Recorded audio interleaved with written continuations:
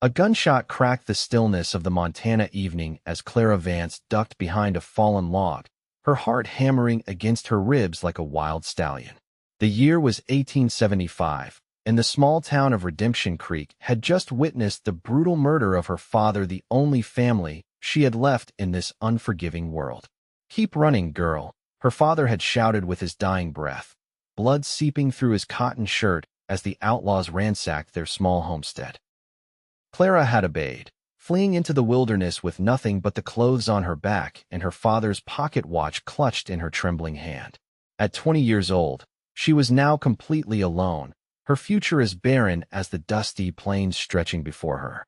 For 3 days, she walked, slept beneath the stars, and survived on berries and creek water.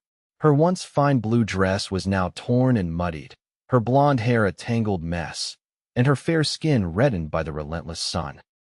When she finally spotted the distant shapes of buildings shimmering in the heat, Clara nearly wept with relief. The town of Silver Creek emerged from the landscape like a mirage, its wooden structures casting long shadows in the late afternoon sun. Clara stumbled down the main street, aware of curious eyes watching from storefronts and saloon windows. She must have looked to fright a young woman alone, disheveled and desperate. "Miss, are you all right?" The deep voice startled her. Clara turned to find herself staring into the most piercing blue eyes she had ever seen. They belonged to a tall man with broad shoulders and sun-weathered skin. A deputy's badge gleamed on his vest, partially covered by a long duster. His hat was pushed back, revealing dark hair with a touch of silver at the temples despite his seemingly young age, perhaps no more than 30. Clara's voice cracked from disuse and thirst. She swayed on her feet. The man moved quickly, steadying her with a firm but gentle grip on her arm. "Whoa there. Let's get you someplace to sit down." "Thank you," she managed, leaning into his strength despite herself. "Name's Vaughn Wyatt, Deputy Sheriff of Silver Creek," he said, guiding her toward a building with a sign reading Silver Creek Hotel.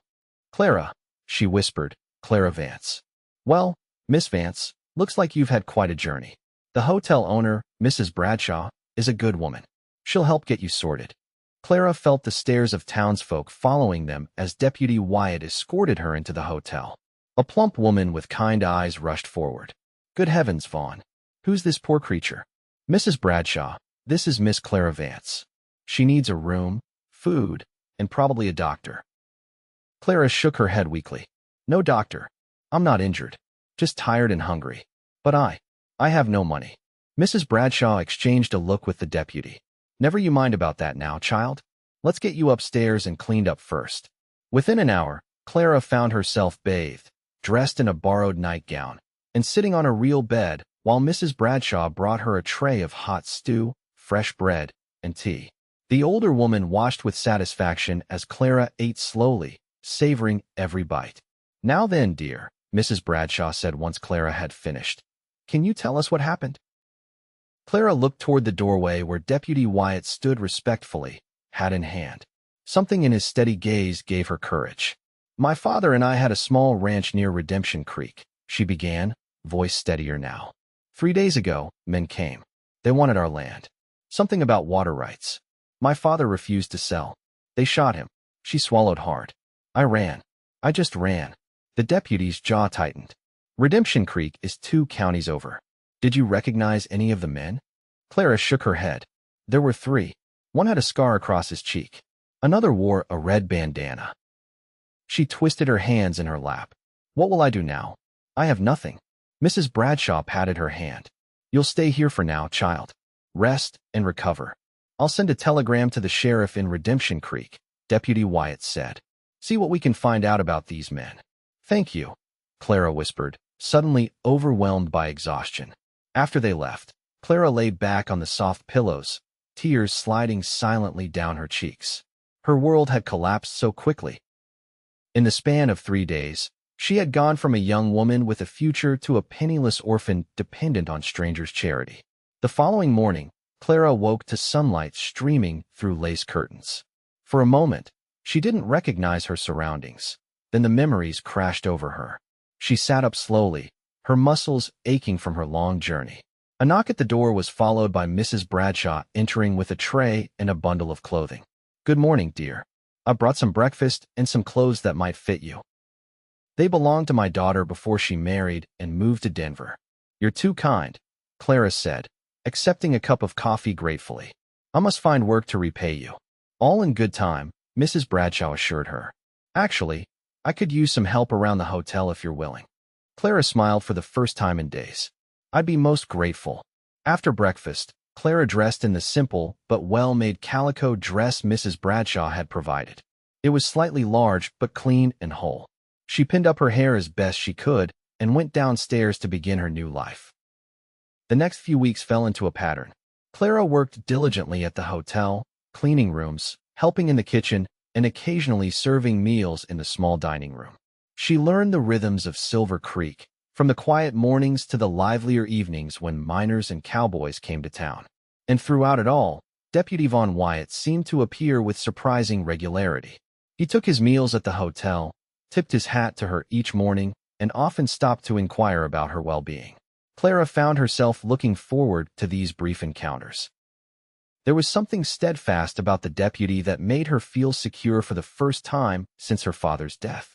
One evening, as she cleared his dinner dishes, he cleared his throat awkwardly. "Miss Vance, I received a reply from the sheriff in Redemption Creek." Clara set down the plates, her heart racing. "And they found your father's body and gave him a proper burial." His eyes held sympathy. "The men who did it are known outlaws. The Garner Gang. They've been terrorizing ranchers across 2 territories." Clara sank into the chair across from him. "Did they catch them?" "Not yet," he admitted. "But every lawman in the territory is looking for them now." "I see." Clara stared at her hands. "Thank you for telling me." "There's more," Vaughn said gently. "Your father's ranch was burned to the ground. I'm sorry, but there's nothing left for you there." The news shouldn't have hurt. She had already assumed as much, but hearing it confirmed made it final. Clara nodded mutely.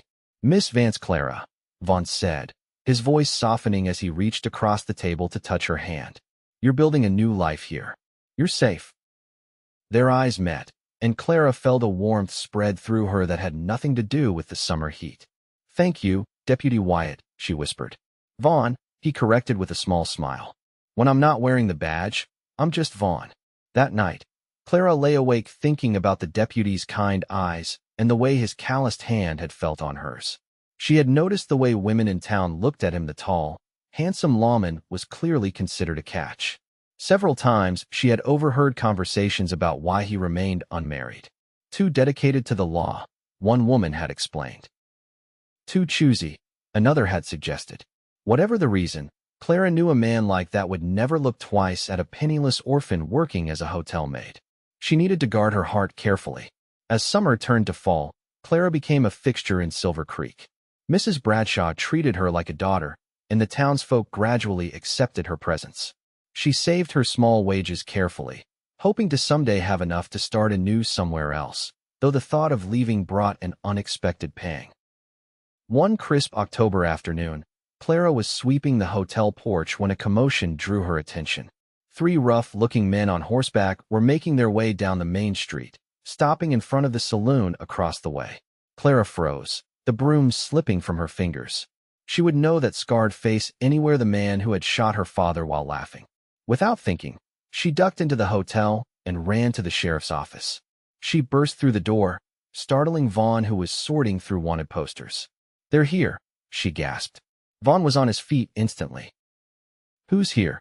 "The men who killed my father. The one with the scar. He's at the saloon right now." His expression hardened. "Stay here," he ordered, checking his revolver before strapping on his gun belt. "No," Clara said, surprising herself with her boldness. "They might recognize me. I can help identify them for certain." Vaughn studied her face for a long moment. "You stay back, you hear me? If there's trouble, you run." Clara nodded, and together they crossed the street. Vaughn positioned her at a window where she could see inside the saloon while remaining hidden. "That's him," she whispered, pointing to the scarred man drinking at the bar. "And the one in the red bandana. The third man isn't one I recognize." Vaughn nodded grimly. "Wait here." She watched with her heart in her throat as Vaughn entered the saloon, casual as could be. He sidled up to the bar, ordered a drink, then in one fluid motion, drew his gun, and pointed it at the scarred man. Garner. Vaughn's voice carried clearly through the window. You're under arrest for the murder of Thomas Vance and numerous other crimes. Chaos erupted. Glasses shattered as patrons dove for cover. The man in the bandana reached for his gun, but Vaughn was faster, shooting the weapon from his hand. The scarred man Garner lunged at Vaughn, and they crashed to the floor in a violent struggle. Unable to see what was happening, Clara was about to rush in when the third outlaw burst through the saloon doors, nearly knocking her down. Their eyes met in mutual shock before he grabbed her, pressing a knife to her throat. Call off your dog, girl, or I'll cut you open, he hissed, dragging her into the saloon. The scene inside froze. Vaughn had Garner pinned, his gun pressed against the outlaw's temple. The man in the bandana was clutching his bleeding hand, covered by the bartender's shotgun. Let her go, Vaughn growled, his eyes deadly as he saw Clara's predicament. Drop your gun, or the girl dies. The outlaw countered, pressing the knife harder against Clara's throat until she felt a warm trickle of blood. Time seemed to slow. Clara met Vaughn's gaze and saw something there that gave her courage. She stomped hard on her captor's foot and drove her elbow into his stomach. As he doubled over, Vaughn fired, the bullet grazing Clara's captor's shoulder. The outlaw howled in pain, dropping the knife. Clara scrambled away as Vaughn tackled him to the ground.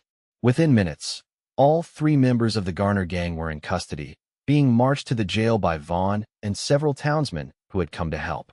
Clara sat trembling at a table while the town doctor checked the small cut on her neck. You'll be fine, he assured her. Just a scratch.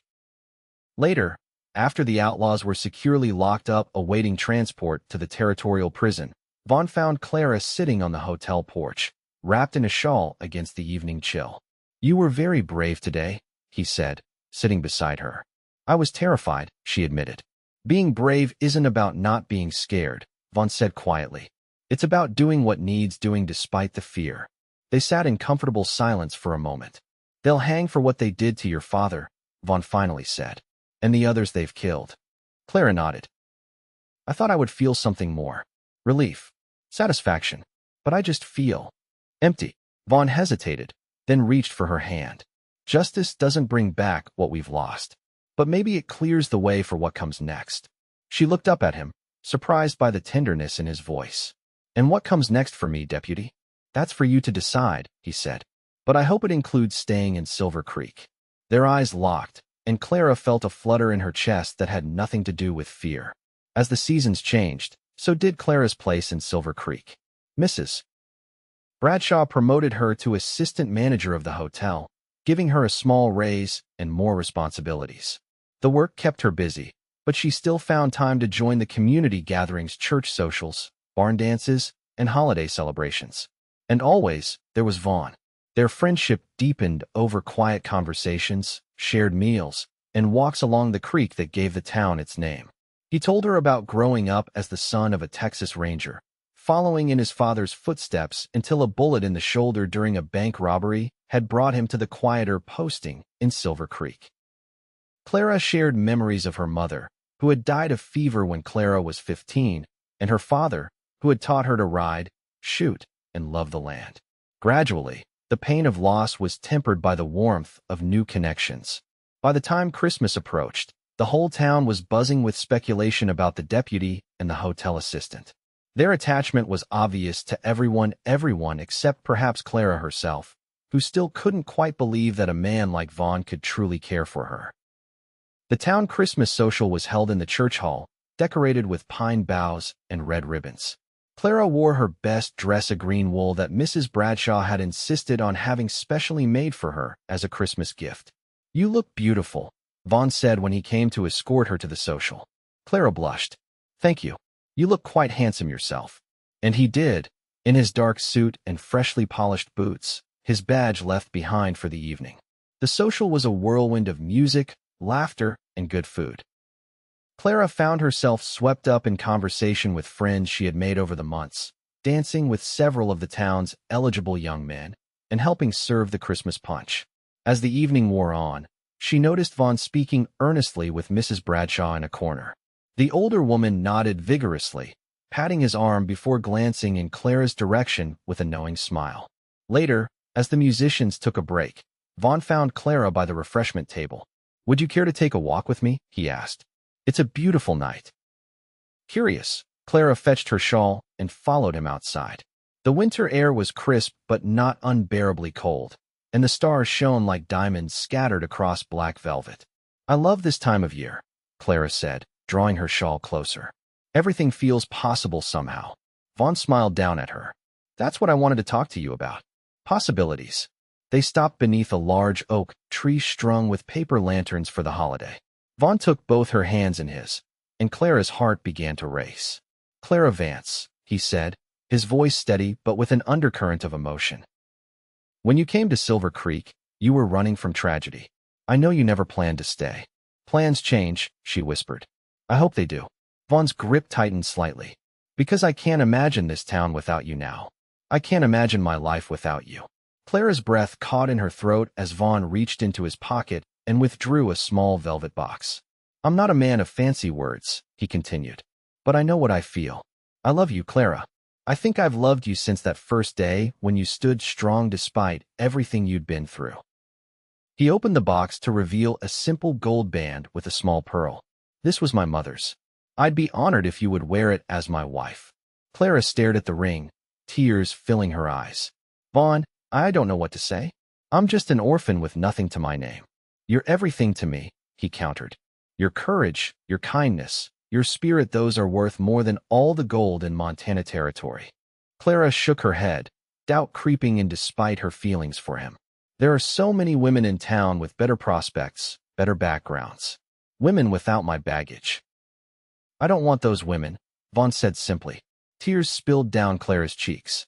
"I thought no one would want me," she said, her voice breaking.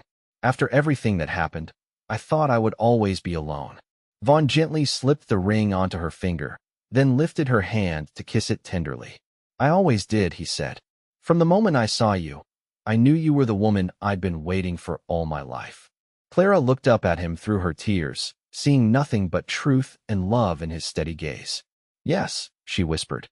"Yes, I will marry you, Vaughn Wyatt." His face broke into a radiant smile as he gathered her into his arms, lifting her off her feet in his joy. When he set her down, he cupped her face in his hands and kissed her with such tenderness that Clara felt her heart might burst. When they returned to the social, hand in hand with Clara's ring catching the lamplight, they were met with cheers and congratulations. It seemed the entire town had been waiting for this moment. "About time, Deputy," called out the blacksmith, raising a cup of punch and toast. Mrs. Bradshaw wept openly, hugging Clara fiercely. "I knew from the start you were meant for each other," she said. "A mother knows these things." The words brought fresh tears to Clara's eyes. In losing her father, she had thought her family gone forever. Now she realized she had found a new one in Silver Creek. The wedding was set for spring, giving them time to prepare. Vaughn owned a small house on the edge of town that needed some fixing up, and Clara threw herself into making it a home. She sewed curtains, quilted a wedding ring pattern bedspread, and scoured second-hand shops for furniture they could afford. Vaughn worked alongside her in the evenings after his duties, repairing the roof, building shelves, and constructing a garden fence. They planted seeds together, both literal ones in the garden soil and figurative ones for their future. Their wedding day dawned clear and mild, with wildflowers dotting the prairie and birdsong filling the air. The entire town turned out for the ceremony in the white clapboard church. Clara wore a dress of cream-colored silk, another gift from Mrs. Bradshaw, with her mother's lace veil, carefully preserved all these years. As she walked down the aisle on the arm of Sheriff Taylor, who had volunteered to give her away, Clara caught sight of Vaughn waiting for her. His face was alight with such love and pride that her steps faltered for a moment. This was real. This good, honorable man was to be her husband. They exchanged simple vows, promising to love and cherish one another through whatever life might bring. When the pastor pronounced them husband and wife, Vaughn kissed her with a reverence that brought sighs from the women in the congregation.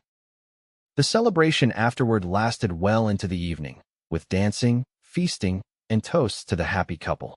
As the sun began to set, casting golden light across the town, Vaughn led his bride toward their home. "Are you happy, Mrs. Wyatt?" he asked, his arms secure around her waist. Clara leaned into his strength, savoring the sound of her new name.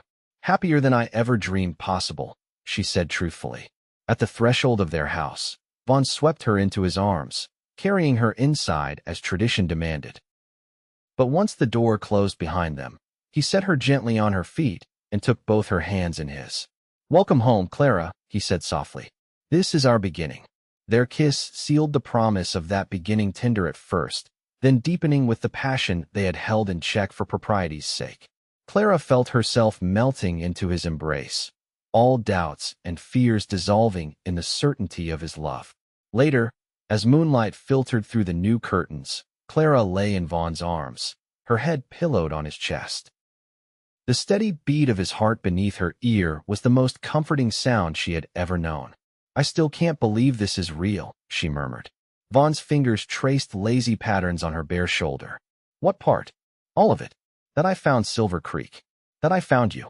That after losing everything, I could find such happiness." Vaughn shifted to look into her eyes. "Sometimes the hardest journeys lead us exactly where we're meant to be." Clara reached up to touch his face, memorizing the strong lines of his jaw, the curve of his lips. "I never understood until now what my father meant when he talked about my mother.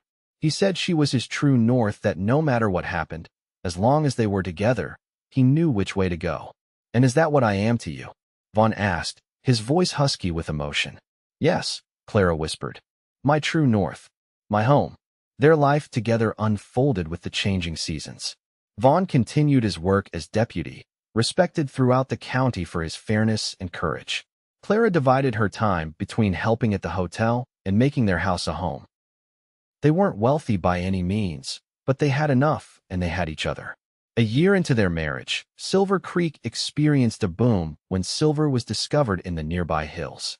The town grew rapidly, with new businesses opening and strangers arriving daily. The hotel was constantly full, keeping Clara busier than ever. With growth came challenges. Vaughn found himself dealing with more crimes, from claim jumping to saloon brawls. Clara worried every time he strapped on his gun, but she understood his commitment to keeping the peace. "Just come home to me," she would say, straightening his bandana before he left each morning. "Always," he promised, sealing the word with a kiss. In their second year of marriage, Clara discovered she was expecting a child. The news brought Vaughn to his knees, his head pressed against her still flat stomach in wonder. "A baby," he whispered. "Our baby." Clara ran her fingers through his hair, her heart full to bursting. "Are you happy?" He looked up at her, eyes shining with unshed tears. "You keep asking me that, as though you could ever make me anything else." As Clara's body changed with the growing life inside her, Vaughn became even more protective. He built a cradle with his own hands, carefully sanding every surface until it was silky smooth. Clara sewed tiny garments, each stitch a prayer for the child to come. Their daughter was born on a stormy spring night, with rain lashing the windows and thunder shaking the heavens. Clara labored bravely, gripping Vaughn's hand through the pain. When at last their child slipped into the world with a lusty cry, both parents wept with joy. "She's perfect," Vaughn declared, counting tiny fingers and toes. "She needs a name," Clara said, cradling the swaddled infant to her breast. They named her Hope for what she represented to them both. Hope Eliza Wyatt, with her father's blue eyes and her mother's delicate features. Life settled into new rhythms around the baby's needs. Vaughn took on more responsibility at the sheriff's office, eventually being elected sheriff himself when the old sheriff retired. Clara managed the household and cared for Hope, occasionally still helping Mrs. Bradshaw when extra hands were needed. As Hope grew from infant to toddler to a spirited young girl, Clara sometimes caught Vaughn watching them with an expression of wonder on his face. "What are you thinking?" she asked one evening as they sat on their porch, watching Hope chase fireflies in the yard. "I'm thinking about the day you walked into town," he replied. "How close I came to never knowing this happiness." Clara reached for his hand. "But you did know it. We found each other." "We did," he agreed. "And every day I thank God for bringing you to Silver Creek." On their 5th wedding anniversary, Vaughn surprised Clara with a small parcel wrapped in brown paper. "What's this?" she asked, untying the string carefully. "Open it and see." Inside was a deed to the very land her father had died protecting. Clara gasped, looking up at her husband in shock. "How?" I've been saving, Vaughn explained. After the Garner gang was hanged, the land went up for auction. No one wanted it because of its history and the fact it was burned out. I've been working with a lawyer in Redemption Creek for nearly a year to secure it. But why? Clara whispered, running her fingers over the document bearing her maiden name. Because it's your heritage, Vaughn said simply. And hopes. We don't have to live there. We can keep it as a memory, or sell it, or whatever you want. But I thought you should be the one to decide its fate. Clara threw her arms around his neck, overcome with emotion. Thank you, she murmured against his chest. Thank you for understanding how much this means. They decided to keep the land, visiting occasionally to clear away debris and plant trees in memory of Clara's father. Hope loved these trips, riding proudly in front of her father on his horse, listening to stories about the grandfather she would never meet. As Silver Creek continued to prosper, so did the Wyatt family. Their second child, a son, they named Thomas after Clara's father arrived 2 years after Hope. The boy had his mother's blonde hair, but his father's steady temperament. By the time their 10th anniversary approached, Clara and Vaughn had built a life richer than either could have imagined on that fateful day when a frightened young woman stumbled into town. On the eve of their anniversary, they sat together on their porch swing after the children were asleep, enjoying the cool evening air and each other's company. Any regrets? Vaughn asked, his arm around Clara's shoulders.